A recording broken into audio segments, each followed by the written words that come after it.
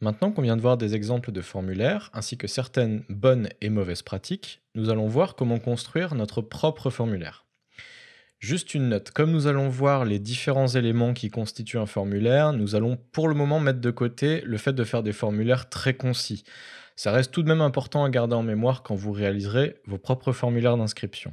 La base d'un formulaire est la balise forme en HTML. C'est elle qui va contenir tous nos éléments de formulaire et même si elle n'est pas strictement requise pour utiliser par exemple un champ de texte, de la même manière qu'une balise sémantique, elle donne quand même du contexte sur ce champ de texte qu'on va rajouter. Donc c'est toujours considéré comme une bonne pratique de rajouter cette balise forme. Dans mon fichier HTML, je peux donc écrire cette balise forme ici.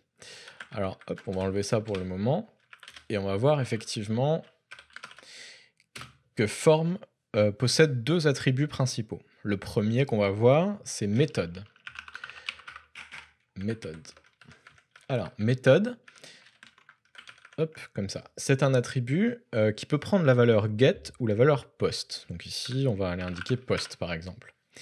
Get et post, c'est ce qu'on appelle des verbes HTTP. Quand le formulaire sera envoyé au serveur, un petit drapeau get ou post sera envoyé avec les données pour en quelque sorte expliquer au serveur ce que représentent ces données et la manière dont on va les envoyer. En get, les données sont transformées sous la forme d'une URL. La quantité de données envoyées de la sorte est donc limitée, en général à 2048 caractères, mais ça peut dépendre des navigateurs.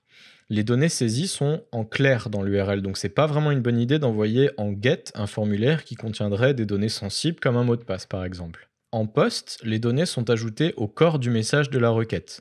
Les données transitent ainsi de manière un petit peu plus sécurisée. Si vous ne précisez pas d'attribut méthode, par défaut la balise form sera en get. Le second attribut dont on va parler, c'est action. Alors action attend en fait une chaîne de caractères et cette chaîne de caractères doit représenter l'adresse du programme en charge de traiter les données qu'on va envoyer avec ce formulaire, généralement sur le serveur. Cette adresse, ça peut être par exemple un chemin relatif ou une URL par exemple.